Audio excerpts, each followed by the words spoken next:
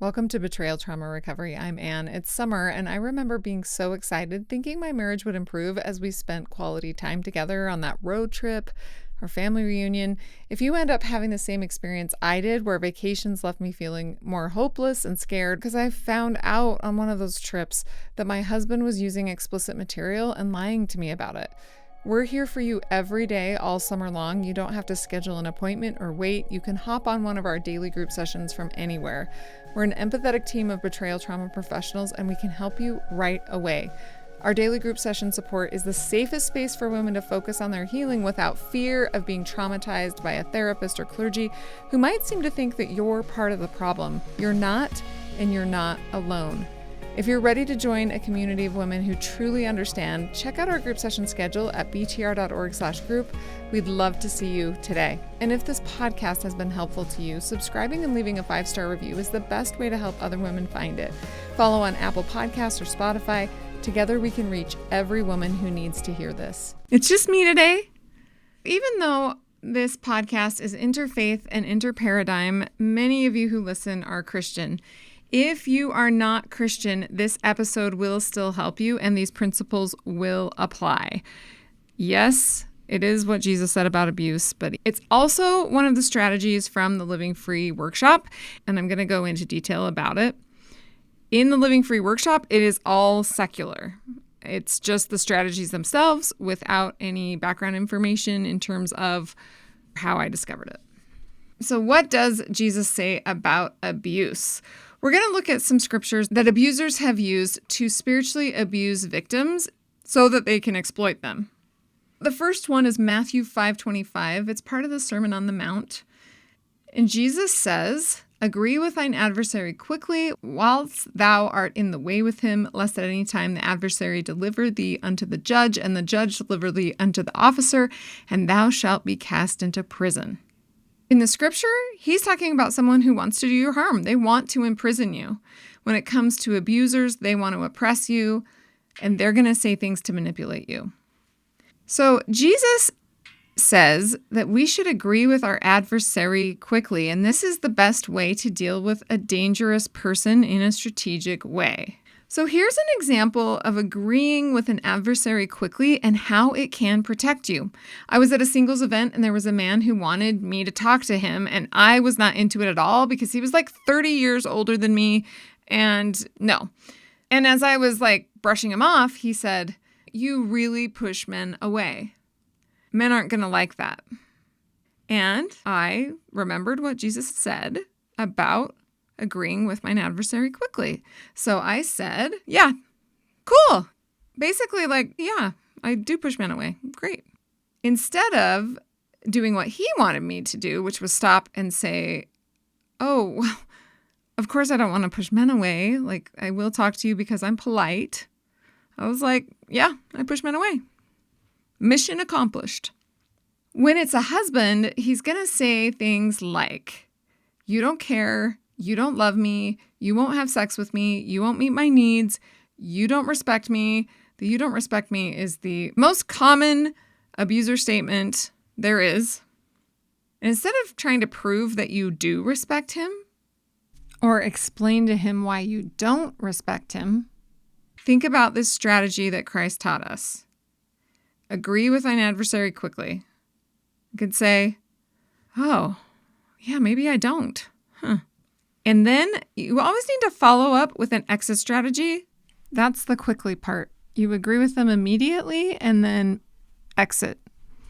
So with the man at the singles event, I said, "Oh, yeah, I do push men away. Cool." And I walked off. With your husband, the quickly part would be like, "I really got to go fold the laundry. We can talk about it later." And the strategic thing, don't ever talk about it later. Don't bring it up. In the Sermon on the Mount, Jesus says, "Blessed are the peacemakers, for they shall be called the children of God." Now, it's impossible to have peace when someone is trying to oppress you and they are legit trying to distress you. That is their goal. They're going to cause problems no matter what. So Jesus says one strategic way to protect ourselves is to agree with them with an apathetic, disinterested stance toward them. Abusers want one of two things. They either want to be able to exploit us, so they want us to do what they want to our detriment. And if they can't get that, a really juicy fight will do. They enjoy our distress. So when we won't do what they want, but we also don't engage in an argument or a conversation about it and give them the impression that they can't get our attention, that's one way to protect ourselves. With the man at the singles event, after I said what I said, I walked off in peace, happily. So here are some examples with your husband. Let's say your husband says something like, "You don't respect me and you never listen to me." Again, rather than proving to him how you do listen to him, saying things like, "What are you talking about? I always ask your opinion before I spend more than $50. What are you talking about? I double-checked with you before I did this thing." Instead of doing that, a Jesus-approved strategic response might be something like, I hadn't thought about that. Oh, I told Betsy that I'd go visit her. I've got to go to the neighbors. I'll be back in about an hour. A distracted, I'm busy doing something else is the strategic way of separating yourself from that type of emotional and psychological abuse, because remember, he wants the chaos. He wants to drum it up. So here's another example. Let's say he uses your own values to trap you into being able to exploit you. He might say, "If you really cared about our family, you would," and then state the thing he's trying to manipulate you to do. Here is the agree with an adversary quickly version of a response. "That's something for me to think about. I'm going to go wash the car. I'll be back when I'm done with my errands. Can I pick anything up for you at the store while I'm out?" No matter what, they are on fire, and you can't do anything to put the fire out, unfortunately, but this is to protect yourself as much as you can. If you're living with the abuser, this is like putting on a fireproof suit. Now, I've found that not being able to just be myself felt very suffocating and exhausting, and I did not want to live with a fireproof suit on all the time. So I ended up escalating my boundaries. Some of you might feel that wearing this fireproof suit is your safest option. Whatever you choose is the right thing for you. But this strategy can be applied whether you're married and still living in the home or separating or divorced. With any type of unsafe person, when it's trying to get power over you, it's a good strategy to use to protect yourself.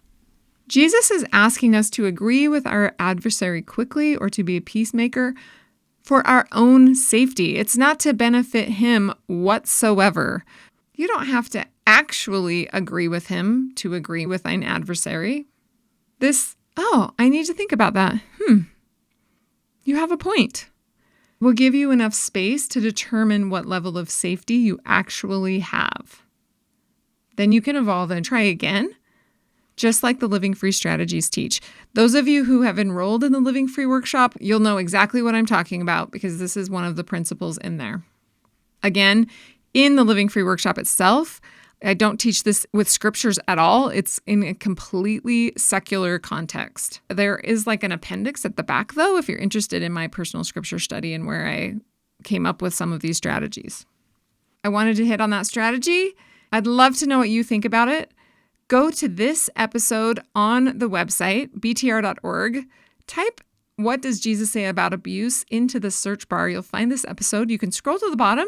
I'd love to hear your comments. Let me know what you think. If this podcast is helpful to you, follow or subscribe on your favorite podcasting app to help other women find it. You can also subscribe to this podcast on YouTube.